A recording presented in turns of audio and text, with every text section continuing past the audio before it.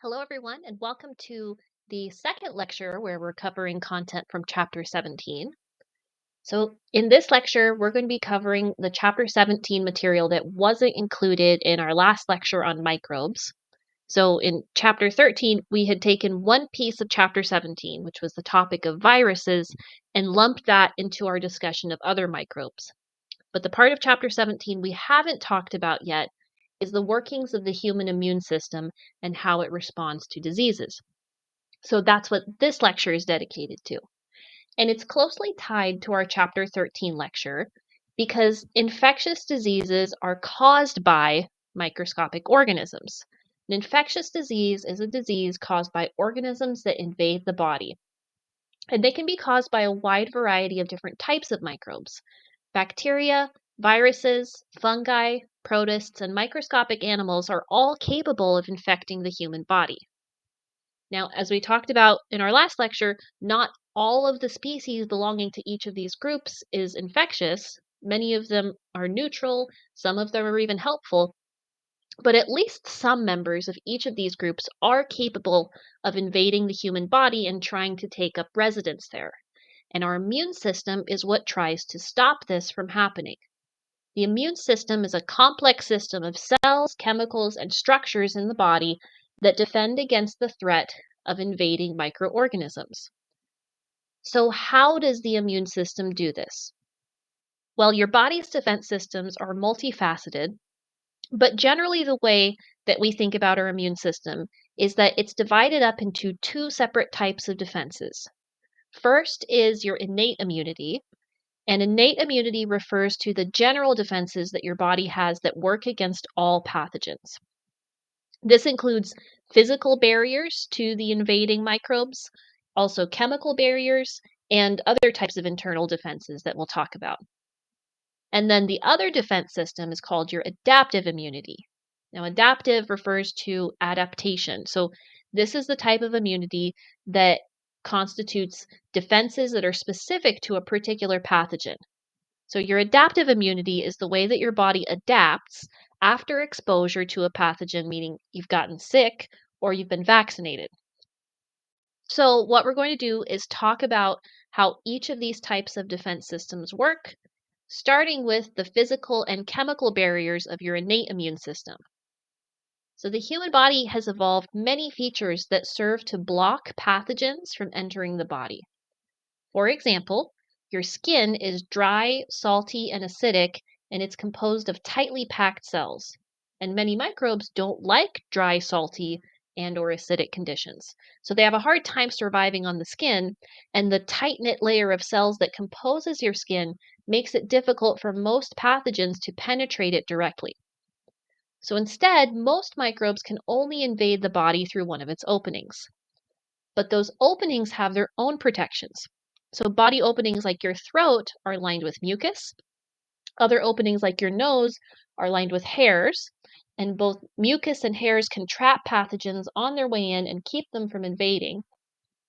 The cells in your throat also have cilia on their surface.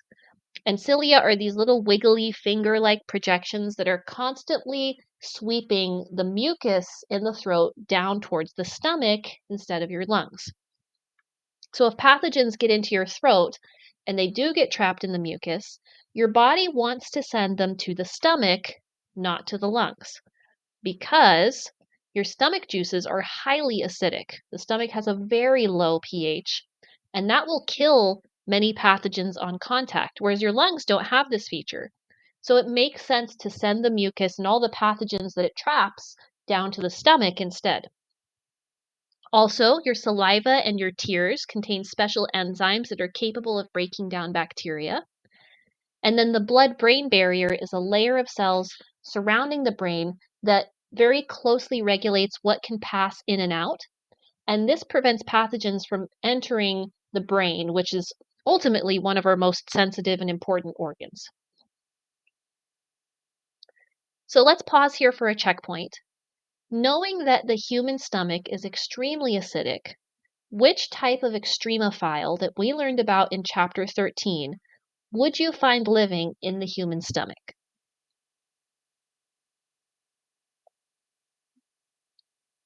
So we've looked at some of the physical and chemical barriers that your body puts up to prevent pathogens from invading. And those barriers do a lot of good, but of course they're not bulletproof because if they were, people would never get sick at all. So sometimes pathogens get past those chemical and physical barriers, and when they do, the body's internal defenses become activated. These include inflammation and the activity of our white blood cells. So let's talk a little more about each of these. Inflammation is something we've probably all experienced before. It describes the redness, swelling, heat, and pain that occur at the site of an infection. We've probably all had a cut or a scrape before, and we notice the redness and the tenderness, and maybe even some swelling that happens around it as it's healing. And the reason why this happens is because your blood vessels in the area of the infection will dilate, or in other words, open up to allow more blood to reach the infection site. And with more blood flowing to the infection site, that's why you get the swelling, you get the redness, you get the heat. All of these are the consequence of increased blood flow. And when this happens throughout your body on a systemic level, this is what causes fever. Fever is the result of inflammation occurring throughout the body to such an extent that your body temperature as a whole actually increases. But let's take a step back for a second and pose the question, why does your body want to send blood to the infection site? What purpose does that serve, other than to make you feel sick and uncomfortable? Well, there's a clue in this image here on the right-hand side of the slide. So what this picture is illustrating is a cut in the skin, which has become infected with bacteria, the little green guys, and the body is sending white blood cells to the site of the infection. And this is the reason why inflammation, which increases blood flow, is a good thing. It gets more white blood cells on the scene. White blood cells are a class of cells that circulate in the bloodstream along with red blood cells. So here in this microscopy image, you can see the difference between white blood cells and red blood cells. The red blood cells are the smaller pinkish cells, and the white blood cells are the larger purple cells. And there are actually many different types of white blood cells. This image alone is pointing out two different types. The one on the left is a basophil, and the one on the right is a neutrophil. But we're not going to get into the different types. What's important for our purposes is that some of these types of white blood cells are capable of engulfing and destroying infectious microbes. And the name for this process is phagocytosis. So here in this video clip, which is taken under a microscope, you can see how a white blood cell, this one is a neutrophil, is pursuing a bacterial cell. So you can see it navigating around the red blood cells before it catches up with the little bacterial cell, and then it engulfs it so that it can destroy the cell once it's inside. So knowing that some white blood cells can do this, it makes sense why your body wants to send them to the infection site. So we'll tackle a couple more checkpoints at this point. In this one, I want you to think back to chapter 3, when we learned about different mechanisms that cells use to transport materials in and out.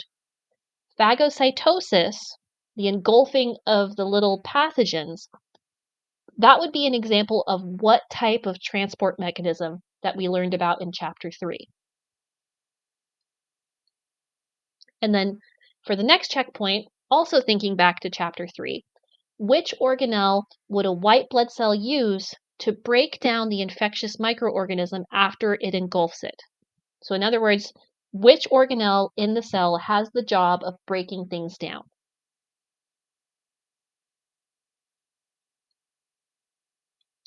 So we've been talking about the body's internal defenses that become activated once the pathogens get past the first line of physical and chemical barriers. We know that some types of white blood cells are part of the internal defenses of the innate immune system.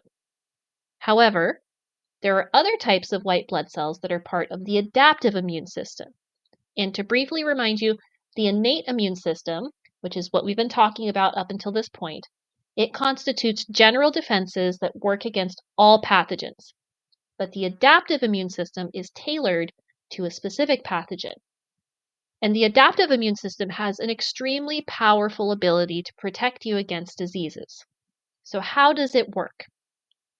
The adaptive immune system relies on three main elements: antibodies, B cells, and T cells. B cells and T cells are both different types of white blood cells, and we're going to talk about their function in just a moment. But to understand the jobs of B cells and T cells, you have to first know something about antibodies. Antibodies are proteins that target and attach to specific pathogens. So in this illustration on the right side of the slide, what's being shown here is a bacterial cell in purple, and the red Y-shaped structures are antibodies. They're proteins that attach to the pathogen, which in this case is a bacterial cell. And you'll notice that in this drawing, the antibodies are grabbing onto these little green shapes on the outside of the bacterial cell. The part of the pathogen that the antibody recognizes and grabs onto is called the antigen. And this antigen can be many things. It could be a protein that's sticking out of the cell wall. It could be a carbohydrate that's embedded in the cell membrane. Many different parts of the microbe can be an antigen. But the bottom line is that the antigen is like the quote-unquote face of the pathogen. It's the part that the antibody recognizes and then attaches to. And it attaches to it with one of its two binding sites. So antibodies are always Y-shaped, and at the tip of the two upper parts of the Y, they have these two identical antigen binding sites. And this is where the antibody can attach itself to the antigen. Now, if you look carefully at the illustration of the antibody on the right, you may notice that at the base of the Y, not the arms, but at the base, there's a label that says B cell plasma membrane. So this drawing is showing that the antibody is embedded in the membrane of a B cell, which, as we mentioned, is one of the white blood cells that's involved in the adaptive immune system. B cells are responsible for creating antibodies after they encounter an antigen. So when you contract a disease, the B cells in your body will encounter the pathogen causing the disease, and they'll start to manufacture antibodies against the pathogen. Those antibodies may be secreted into your bloodstream, or they may remain embedded in the B cell membrane. So you've got free antibodies floating around, as well as ones that are attached to the B cells. And then the T cells, which are the other main white blood cell involved in the adaptive immune system, the T cells are what activate the B cells to start making antibodies after the B cell encounters a pathogen. So the T cells are like the boss of the B cells.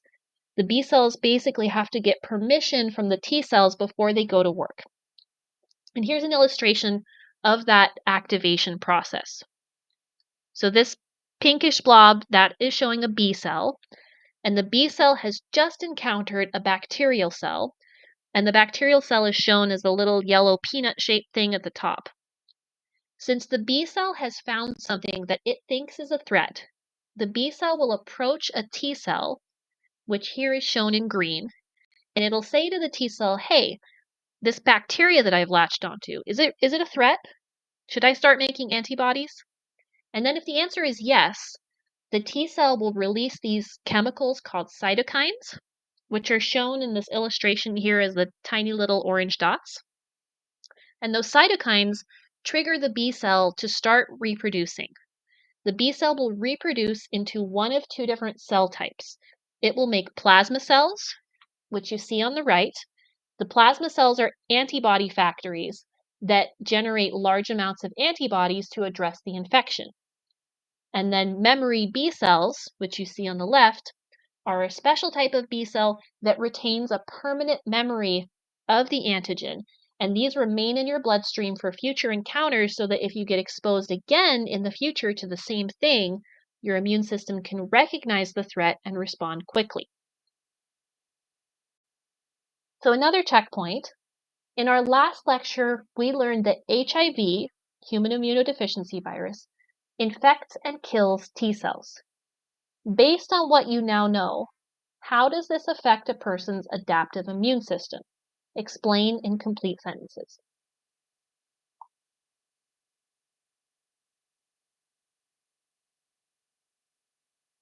So now we have a basic understanding of how the adaptive immune system recognizes pathogens and then creates antibodies against them.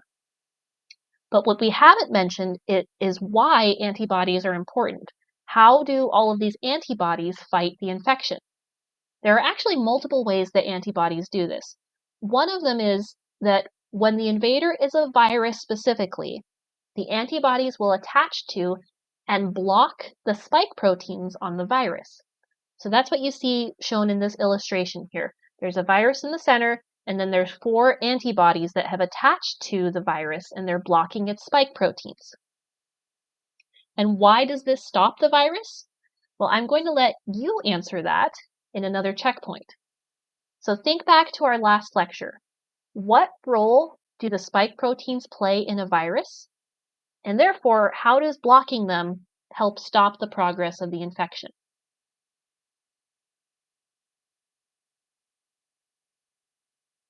Okay, so this is one way that antibodies act when fighting against viruses. However, as we know, viruses are not the only type of microbe that can cause an infection. There's also bacteria and fungus and et cetera, et cetera. So when it comes to pathogens that are made of cells, unlike viruses that aren't made of cells, antibodies will attach to the surface of those types of pathogens, whether it's a bacteria or whatever, and basically tag it for destruction by certain types of white blood cells.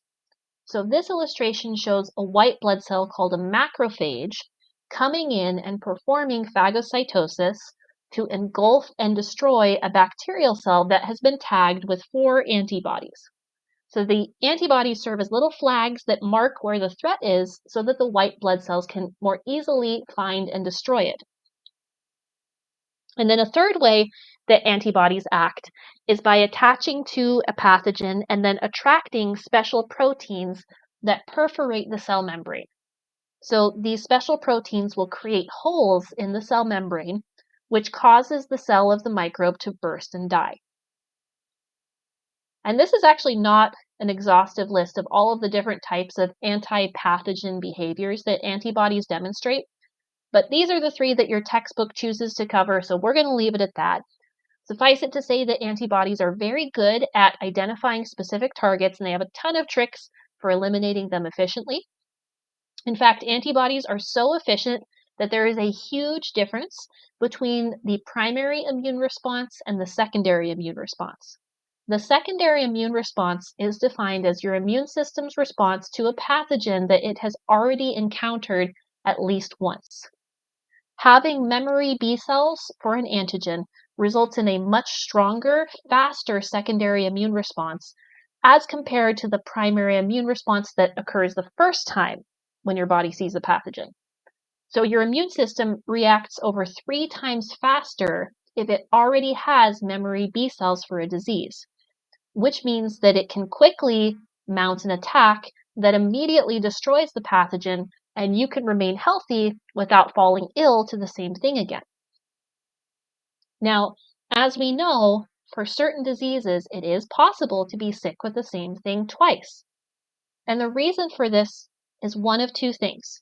For certain diseases, your memory B cells fade over time. And then for other diseases, the pathogen mutates and evolves so quickly that your immune system's memory becomes outdated because the pathogen circulating in the real world has changed so much from your last encounter with it. But for many diseases, it is the case that once your immune system has a memory of that disease, you have lifelong immunity to it. And that memory doesn't necessarily have to be formed from an encounter with the disease itself, because memory B cells can be created in one of 2 ways. First is getting sick, also known as natural exposure. That's one way that a disease can become imprinted into your immune system. And the other way is by getting a vaccine. Vaccines cause your body to create memory B cells just like natural exposures do. And how do they do this? Well, vaccines can be formulated in a few different ways. They may contain a dead version of a pathogen. They may contain just one small piece of a pathogen. For example, a vaccine might just have a viral spike protein rather than the whole virus. Some vaccines may even contain a strand of messenger RNA encoding a small piece of a pathogen. But what's important to note here is that vaccines contain something from the pathogen that can be recognized, something that your body will identify as an antigen, but they don't contain the intact live version of the pathogen itself. So by delivering an antigen without delivering the live pathogen, vaccines trigger your immune system to build a memory without actually infecting you. They offer protection without the risk of infection. Now, most of us have probably received many vaccines as part of the normal schedule of vaccinations that's recommended for children and adolescents here in the US. This chart here, which is current as of 2024, lists the recommended vaccines along with the age and number of doses that under normal circumstances children in the US should receive. And while a majority of children in the US do receive these vaccines, not everyone knows why each vaccine is valuable or what it protects against. So with the remaining time in this lecture, we're going to look at each of these diseases that are protected against by this list of vaccines. And before I dive in, I'm going to share with you that most of the vaccines that are part of the routine vaccine schedule in the US protect against viruses, not bacteria, not fungi, not protists, viruses. And there's a reason for that. In our previous lecture, we learned that preventing viral infections is easier than treating them because developing antiviral medications is difficult. Why is that the case? Why is it hard to make medications that treat viral infections once they've taken hold in your body?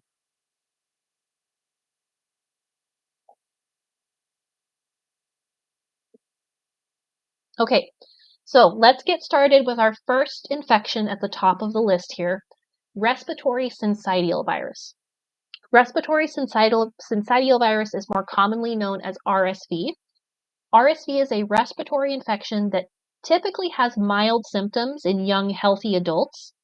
It presents not unlike the common cold, but in children, especially young children, it's more serious. The virus is super contagious, extremely common. Virtually all children catch RSV before the age of 2. And although it has a low mortality rate, many children require supportive care in the hospital in order to get through it and recover. Large numbers of young children end up having to be hospitalized and placed on supplemental oxygen in order to survive an RSV infection, 60 to 80,000 every year in the US. It's the most common cause of bronchitis in infants and toddlers, and it also affects older adults. At least as many seniors over 65 are hospitalized for RSV every year in the US as there are children, and the death rate is higher among seniors than it is among children. RSV is responsible for 6,000 to 10,000 deaths among seniors each year in the country. However, these numbers are going to go down because there is now a vaccine for RSV. The vaccine received FDA approval in the fall of 2023, and as of the recording of this lecture in early 2024, we have yet to see an entire winter season through with the RSV vaccine available. So I don't have updated numbers, but the RSV vaccine is certainly going to prevent a lot of hospitalizations and a lot of deaths now that it is available. The next vaccine preventable infection we'll talk about is hepatitis. Hepatitis is degradation of the liver caused by viral infection. Not all hepatitis is caused by viruses. For example, heavy long-term consumption of alcohol can also cause hepatitis. But for our purposes here, we're concerned with the forms of hepatitis that are caused by viral infections. There are 5 different viruses that cause hepatitis, and we have vaccines for 2 of them. Hepatitis A is a form that's caused by a virus that's transmitted through direct contact between people or by consuming contaminated foods or drinks. Symptoms include up to 2 months of fatigue, nausea, stomach pain, and jaundice. But of course, there is a vaccine to prevent this. And the second type of hepatitis for which there's a vaccine is hepatitis B, which is transmitted through direct contact between individuals. or through contaminated needles or contaminated tattoo or piercing equipment. And hepatitis B is serious because it can develop into a chronic, permanent infection that leads to liver cirrhosis and liver cancer. Infants are most at risk for developing a chronic infection. 90% of infants who contract hepatitis B end up with a chronic infection, whereas only 10% of adults who contract it do. So this is why the hepatitis B vaccine is typically the first one that an infant receives after being born, usually while they're still in the hospital, in order to protect against this very dangerous liver infection. Next is rotavirus. Rotavirus is a digestive system infection, in other words, a stomach bug. Rotavirus symptoms include low-grade fever, severe diarrhea, and vomiting for up to 1 week. And like many digestive system infections, it is most dangerous for infants because when infants are vomiting or having diarrhea, it's very easy for their tiny bodies to quickly reach a level of dehydration that is life-threatening. So the way that these infections are addressed is by getting them on IV fluids to keep the babies hydrated until their body fights off the infection, because since this is caused by a virus, there's no medication that can eliminate it. Antibiotics don't work. The best that can be done is to treat the symptoms and provide supportive care. And rotavirus is highly contagious through contact with people who are infected or with their bodily fluids. And rotavirus used to be much more common, but the development of a vaccine, which took place in 2006, has reduced the incidence by 98%. That's what you can see here in this graph, which shows the number of rotavirus cases each year in the purple line, as well as the number of rotavirus tests administered in the orange line. And the reason why the line jumps up and down is because the incidence of rotavirus is seasonal. So it peaks in the winter and also in the spring. And so you can see the line going up in the winter and spring and then going down in the summer and fall. So it goes up and down with the seasons. And you can see how after 2006, which is the year when the vaccine was developed, the purple line that shows the case numbers really tapers off. And that's thanks to the vaccine. So before the vaccine, there were about 3 million rotavirus cases annually in the US, but it carried a low mortality of less than 100 deaths. However, that's because children were relying on supportive care in the hospital to remain hydrated. So with supportive care, the mortality rate is low, but the need for care is high. Rotavirus used to be responsible for 30 to 50% of hospitalizations for stomach infections in children under 5 before the vaccine became available. And today, rotavirus continues to be the leading cause of deaths associated with diarrheal diseases in children in developing countries. Over 1,000 children die from rotavirus every day in countries that lack the vaccine and lack robust hospital systems for providing IV hydration. So this continues to be a problem in many parts of the world that lack the medical infrastructure of richer countries like the US. Next, we're going to talk about the DTaP vaccine. The DTaP vaccine is an acronym that stands for the 3 diseases that it protects against, which are diphtheria, tetanus, and pertussis. And the last of this, the pertussis one, is more commonly known as whooping cough. Now, all 3 of these diseases are actually traced back to bacteria, not viruses. However, all 3 of them are caused by toxins released by a pathogenic species of bacteria rather than by the bacterial infection itself. So toxins are chemicals that certain microorganisms produce that harm their hosts. For example, diphtheria is an infection of the nose and throat caused by the bacterial species known as Corynebacterium diphtheriae. And this bacteria releases a powerful toxin that causes dead cells, pus, and connective tissue to combine and morph into this leathery, so-called pseudomembrane structure in the back of the throat, which you can see in the individual pictured on the right. And when the pseudomembrane grows large enough, it can cover the windpipe and cause suffocation, which is how a person dies from diphtheria. It has a mortality rate of up to 20% in children younger than 5, as well as adults over 40. And in the 1930s, before the vaccine existed, diphtheria was the leading cause of death among children in the US. However, now with the vaccine available, there's less than 1 case per year in this country. The second disease that the DTaP vaccine protects against is tetanus. Tetanus is an infection of the nervous system caused by the soil-dwelling bacterial species Clostridium tetani. One of the interesting things about this species is that oxygen is toxic to it. That's why it lives buried in the soil, where it can avoid exposure to the air. So it has to enter the human body through a deep wound, otherwise it gets exposed to oxygen. So when you get a surface level scratch, you're not at risk for tetanus. But if you get a puncture wound from, for example, a nail or barbed wire, that is the type of wound that this species can invade. The bacteria produce a neurotoxin called tetanospasmin, and when tetanospasmin reaches the brain or spinal cord, it causes violent muscle spasms and possible death from asphyxiation. The muscles in your jaw are among the first that are affected, which is why tetanus is associated with having your jaw lock up. The mortality rate of tetanus is 10 to 20%, but thanks to vaccination, it is exceedingly rare in the US.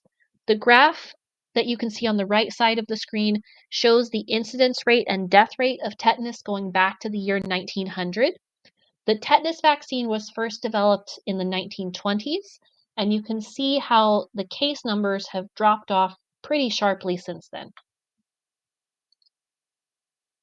The third and final disease protected against by the DTaP is pertussis, which, as I said, pertussis is the medical term for whooping cough, and that's caused by the bacterium Bordetella pertussis.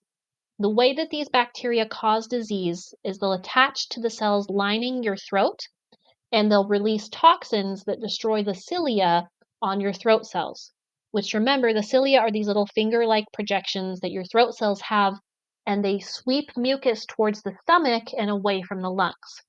So that's what you can see in this microscope image on the right-hand side. The bacteria have been artificially colorized in orange, and they're attached to the cilia on a throat cell. So in destroying these cilia, mucus will start to flow into your lungs instead of being directed towards the stomach. And the accumulation of mucus in the lungs leads to the telltale sign of this disease, which is severe, violent coughing that is so intense that it leads to vomiting, interruptions in breathing, and in the case of young children and infants, it is not uncommon for the coughing to cause broken ribs. The other scary thing about whooping cough is that it is not very treatable. Antibiotics are not very effective, even though this disease is caused by a bacteria.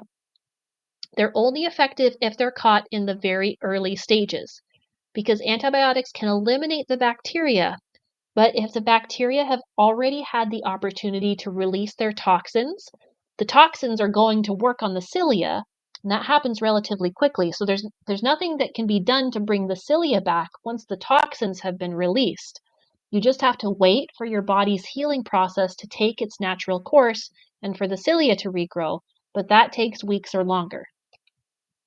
Consequently, this is a very dangerous infection for infants because infants aren't able to effectively cough up and clear the mucus that collects in their lungs. So we're moving on from the DTaP vaccine now to talk about meningitis. Meningitis is an infection of the nervous system, specifically the meninges, which are the layers of tissue that surround your brain. Symptoms of meningitis include fever, headache, confusion, vomiting, neck stiffness, and eventually leading to coma, shock, and death. It is a very serious disease with a very high mortality rate. 15 to 20% of people die even if they get treated with antibiotics, and nearly 100% of people die who do not receive antibiotics. Of those who are treated and do survive, 1 in 5 survivors live with brain damage. So this is truly a devastating disease. And I should note that meningitis can also be caused by viruses, but bacterial meningitis actually progresses more rapidly and is much more deadly than viral meningitis, so it is of greater concern. And given how serious meningitis is, there are actually several vaccines that protect against the most common causes. There are 3 bacteria that represent the most common causes of bacterial meningitis. Haemophilus influenzae, which is protected against by the Hib vaccine, Streptococcus pneumoniae, which is protected against by the pneumococcal vaccine, and Neisseria meningitidis, which is protected by the meningococcal vaccine. So together, these 3 vaccines have greatly reduced the incidence of bacterial meningitis in the United States. Next is polio. Polio is a nervous system infection caused by a virus called poliovirus. It's transmitted through water that is contaminated with sewage. So it enters the body through your digestive system, and most cases are actually asymptomatic, meaning they don't have any symptoms, or they simply cause mild intestinal distress. However, in a minority of cases, the virus will leave the digestive system, travel through the bloodstream to the brain and the spinal cord, where it infects and kills nerve cells. And this can lead to paralysis and, in the most severe cases, death.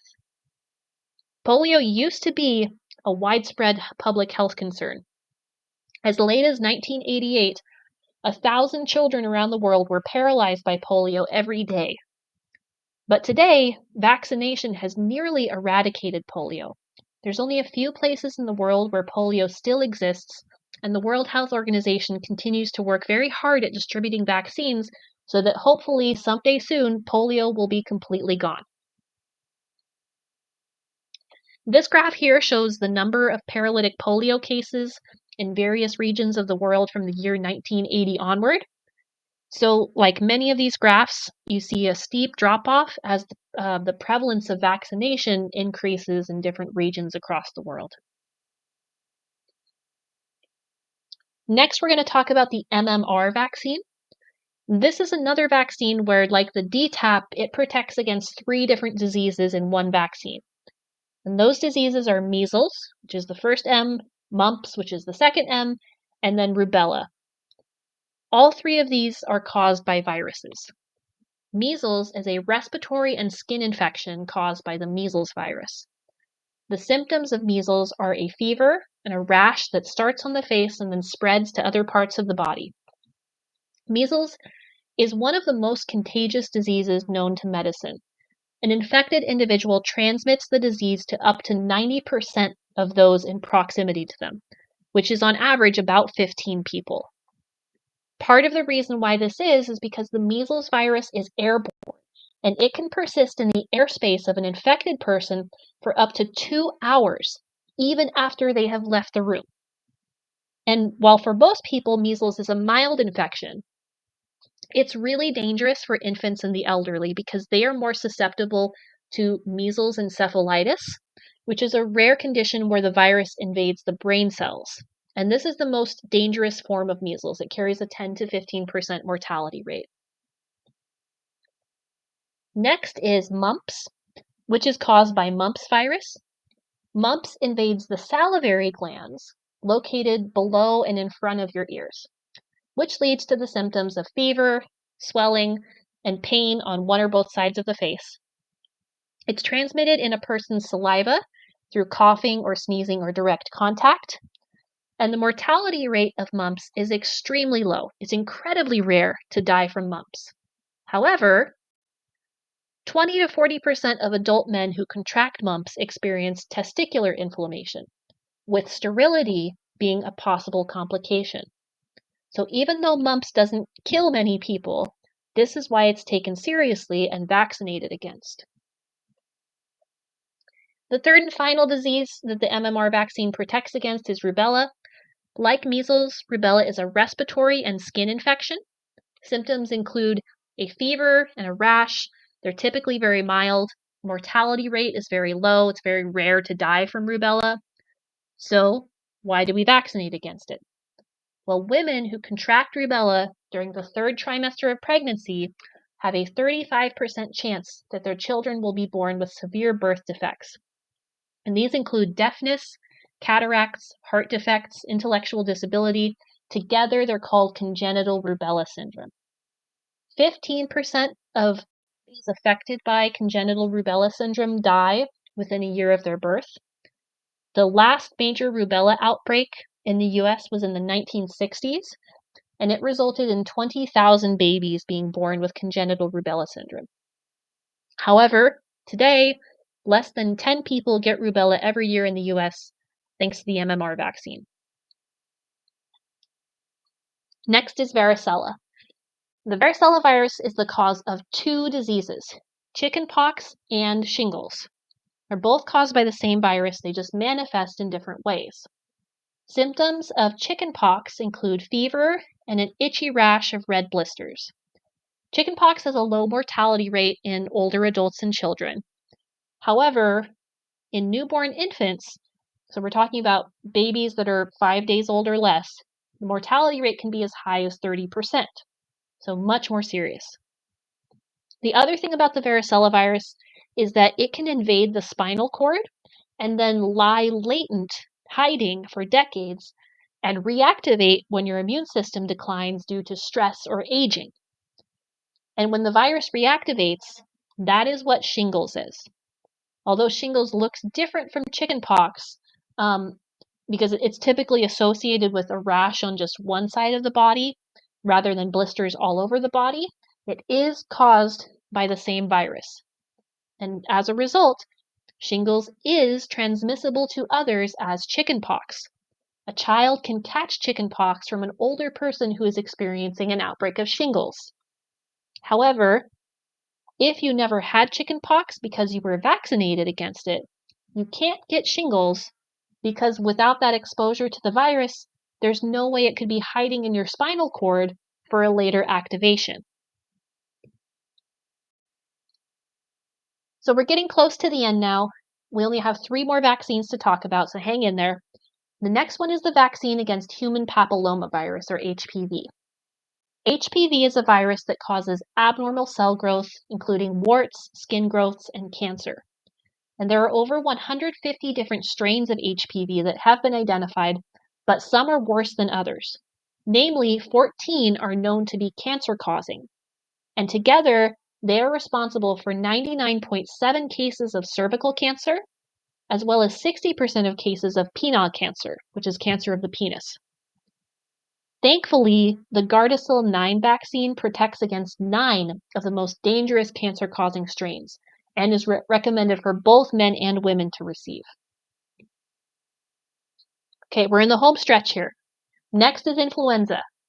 Influenza, also known as the flu, is a respiratory infection caused by influenza virus. If you've had the flu, you probably know that symptoms include fever, body and headaches, coughing.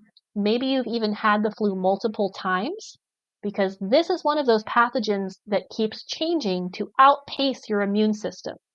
It exhibits something called antigenic variation, where its spike proteins evolve from year to year. So even if you had the flu last year, you're not going to be protected for the following year. And this is also true for the vaccines. The vaccine from one year won't work for the next year. So a new vaccine has to be developed each year based on surveillance of which flu strains are circulating in the opposite hemisphere. Because their seasons are opposite of ours. Their winter is our summer and vice versa. So vaccine developers will watch how the virus is evolving in the southern hemisphere when it's our off season, but they're on season. And they try to predict what it will look like by the time our flu season rolls around. And then they make the vaccine based on those predictions. However, sometimes the flu evolves faster than the vaccine can be prepared, which leaves the vaccine only partially effective. However, even a partially effective vaccine makes the symptoms not as severe compared to having no vaccine. And the flu has a relatively low mortality rate, but so many people catch it every year that even if only a fraction of a percent of them are dying, it really adds up. So for example, in 2018, which was a particularly bad flu season, 41 million people in the US caught the flu, and 51,000 died from it. So even when a disease has a low mortality rate, if a ton of people catch it, the deaths are going to add up. Okay, we've come to our last disease and our last vaccine, which is COVID-19. This is also the newest disease and the cause of the recent global pandemic. And while COVID-19 used to be more severe, today it has evolved into a more subdued form that has symptoms similar to influenza, but often more intense. And also like the flu, COVID is constantly evolving and requires updated vaccines to give you adequate protection. The mortality rate has also declined as the virus has evolved, but it remains much higher among people who are elderly and immunocompromised compared to younger, healthy individuals. Nonetheless, even though COVID has become less serious over time, about 1.2 million people in the US have died from COVID since the start of the pandemic. Many of those deaths came early on, which prompted the race to develop a vaccine. And the vaccine is formulated in such a way that it contains a piece of mRNA encoding one of the viral spike proteins. So your cells take that messenger RNA, they read it, they make the spike protein themselves, and then they build the memory B cells to develop immunity to the virus. Now, one thing about the COVID vaccine is that some people experience side effects from it. And this is not just true for the COVID vaccine. Some people feel sick after getting their flu shot. And it's pretty common for babies to end up getting a low-grade fever after they get their routine vaccinations. So, what gives? Vaccines are supposed to prevent you from getting sick. So why do vaccines sometimes make you feel sick? Well, the reason is that vaccines trigger your immune response, which includes inflammation. Redness, heat, pain, all of this is part of the inflammatory response that comes when your body dilates its blood vessels as your immune system is ramping up the production of antibodies. So when you feel inflammation after getting a vaccine, it means that the vaccine is working. It means that your body is leaping into action to build those memory B cells, just like it would from a legitimate exposure to a pathogen. However, this does not mean that you have an infection, because vaccines administered in the US do not contain living microbes. So it's not possible to develop an infection from a vaccine. However, it is possible to feel pretty crummy after getting a vaccine, which is courtesy of your immune system just doing its job. On the flip side, if you do not feel sick after getting a vaccine, we should note that this does not mean that it was ineffective. Some people just have stronger immune responses than others. So whether or not you feel side effects does not necessarily mean that you are or aren't protected after getting vaccinated. So we've now talked about all of the vaccines that are part of the normal recommended schedule of vaccines in the US. But we really wouldn't be doing justice to this topic if we didn't at least briefly visit a very important vaccine that is no longer given in the US, but has saved countless lives throughout the years that it was given, which is the vaccine for smallpox. Smallpox is the only human disease ever to have been completely eradicated, meaning that it is no longer circulating anywhere in the world and it's no longer something that you can contract. Smallpox used to be a respiratory and skin infection caused by a virus called variola virus. Symptoms included a high fever and a blistering skin rash, body aches, and vomiting. And it carried a very high mortality rate of 30%, meaning 3 out of 10 people who contracted it died. And of course, because it was caused by a virus, there was no treatment. Antibiotics were not effective. Between 1900 and 1977, 300 to 500 million people died worldwide from smallpox. However, after an aggressive, globally coordinated vaccination campaign, the disease was completely eradicated in 1977, which is why, although smallpox used to be part of the routine recommended vaccinations, it's not anymore. And eradicating smallpox was an enormous accomplishment because smallpox is a very ancient disease that has plagued human communities for centuries. Smallpox was so harmful that it was the driving force behind the development of vaccines in the first place. The very first precursor technique to vaccination, which was known as variolation, named for the variola virus that causes smallpox, this was the practice of pricking a small amount of pus from a smallpox blister into the skin of an uninfected person. So you take someone who's infected, you collect a tiny amount of pus from one of their blisters, and you prick it into another healthy person's skin. This practice was widely used in sub-Saharan Africa to prevent smallpox long before the era of colonial invasion. And it provided immunity to smallpox and it saved countless lives.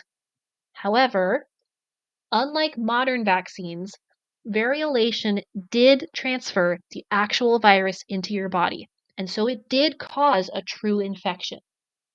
But the infection was usually much more mild than natural exposure to smallpox. Variolation carried a 1 to 2% mortality rate, as opposed to a 30% mortality rate when contracting it naturally. And Africa was not the only place where variolation was practiced. The technique was introduced to colonial America in the early 1700s by an enslaved African man known as Onesimus. So Onesimus taught this technique to Dr. Zabdiel Boylston, who brought it into common practice. And Boylston was actually falsely credited with its introduction to the Americas. But then several hundred years later, archival records were uncovered that showed the truth that it was in fact Onesimus who carried this wisdom of this technique with him across the Atlantic and is truly the one responsible for introducing it to the Americas. And later, the practice of variolation became the foundation for the first true vaccine, which was developed by Dr. Edward Jenner in England in 1796. So in that vaccine, Jenner relied on bovine variola virus, which is also known as cowpox. So he had observed that milkmaids who were routinely exposed to cows that were sick with cowpox seemed to be immune to smallpox. And while humans are not susceptible to cowpox, we can't be infected with cowpox. It is the case that cowpox is a similar enough virus to smallpox that being exposed to it is sufficient to create immunity and offer protection. So what Jenner would do is prick samples of cowpox pus under the skin, and this would create immunity without getting the vaccinated individual sick. And of course, later versions of the vaccine didn't rely on any type of pus, thankfully, and it was through those later, more sophisticated vaccines that smallpox was eventually eliminated. And although smallpox is the only human disease that has ever been fully eradicated through vaccination, polio's very likely to follow soon, the difference that vaccination makes in improving the global burden of disease really cannot be understated. And this chart really displays this in a striking way. This graph shows child mortality before the age of 15 going back to the year 300 BC. So this means the percentage of children who died before the age of 15 over time. For most of human history, 1 in 2 children died before the age of 15 in all parts of the world. Child mortality was around 50% in all countries for which there are existing records, from Spain to Mexico to Japan to Egypt to China to Peru. And you can see that by 1950, this has dropped to 27%. And today, child mortality is less than 4 in 100 globally, and less than 1 in 100 in wealthy developed countries. And this improvement can almost entirely be attributed to 3 things: antibiotics, hygiene, and vaccines. Thanks to those things, life expectancy has more than doubled in the past 150 years in almost all parts of the world. Because of the massive number of child deaths from infectious diseases, for almost all of human history, the average life expectancy hovered around late 20s to mid 30s. And this was up until the mid to late 1800s when vaccines started to prevent loss of life from these diseases. And then when antibiotics were discovered in the mid 1900s, that improved the state of medicine even more. So as I said, really the importance of vaccines at preventing loss of life can't be understated.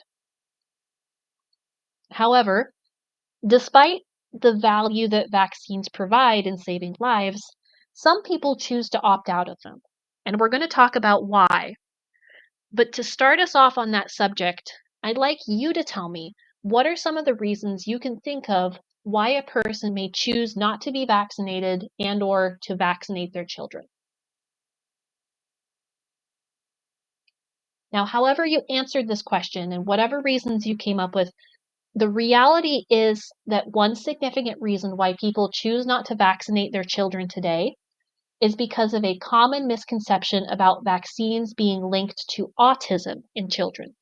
One of the more common sources of vaccine hesitancy is the misconception that vaccines can cause autism in young children. And while this is false, it is still helpful for us to understand where this idea comes from so that we can see why the link doesn't actually exist. So, I'd like you to imagine the following. Let's say an observational study was conducted on 12 older adults, 11 of whom were male and 1 who was female, ranging in age from 66 to 68, who all had early onset dementia. All of the participants in the study showed low levels of vitamin B6, B12, and folate in their blood. 8 of the 12 adults in the study had received the pneumonia vaccine at the recommended age of 65. The research concludes that the pneumonia vaccine causes early onset dementia. Now, hopefully we can see that there's something wrong with this picture. This study isn't exactly sound. And I'd like you to tell me at least 2 things that are wrong with this hypothetical study and its conclusion in the form of a checkpoint here.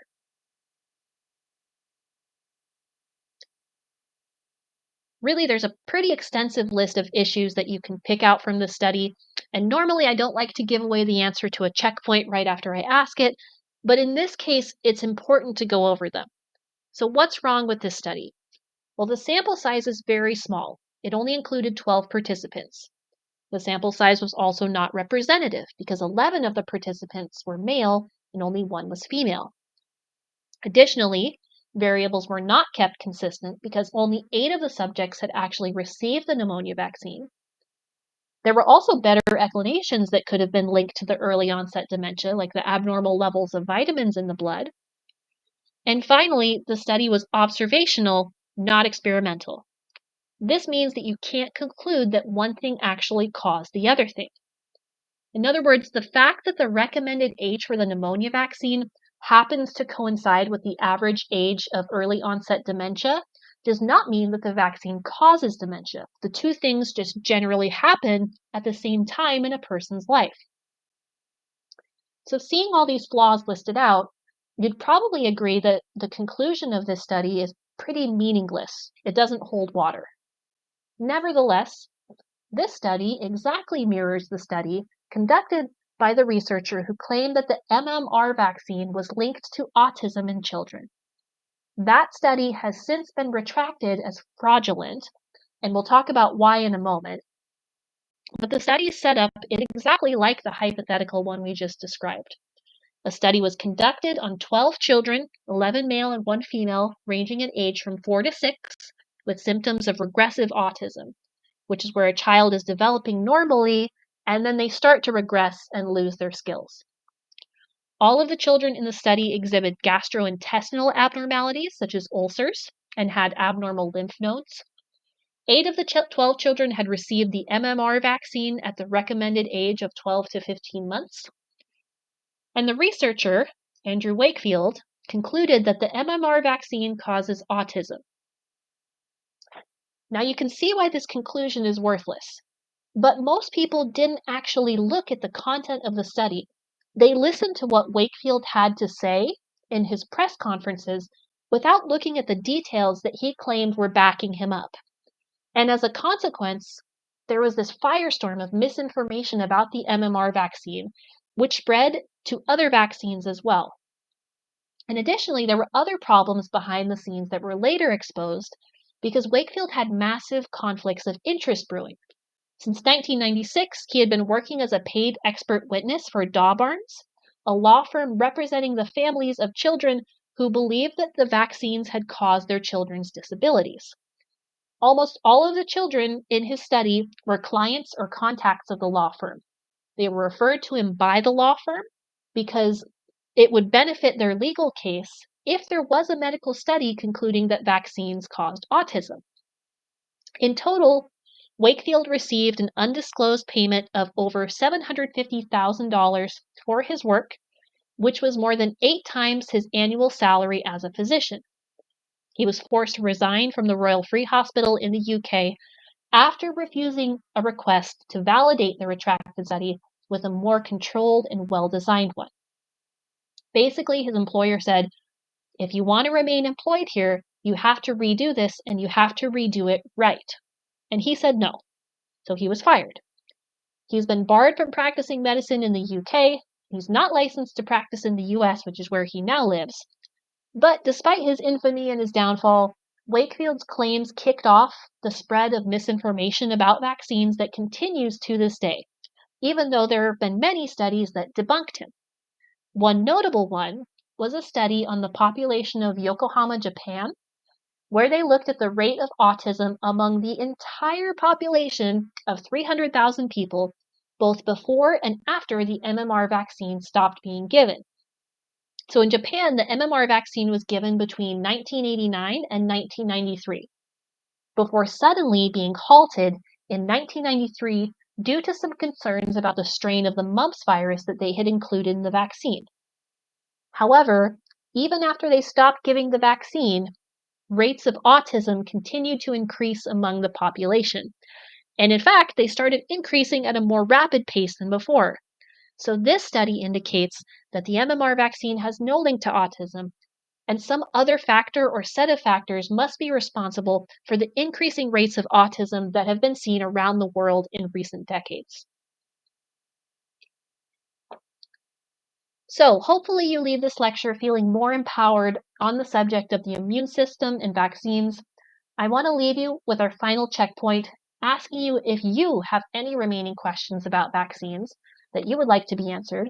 Is there anything you still wonder about or you aren't sure about? And after you've shared that, you're finished with this lecture.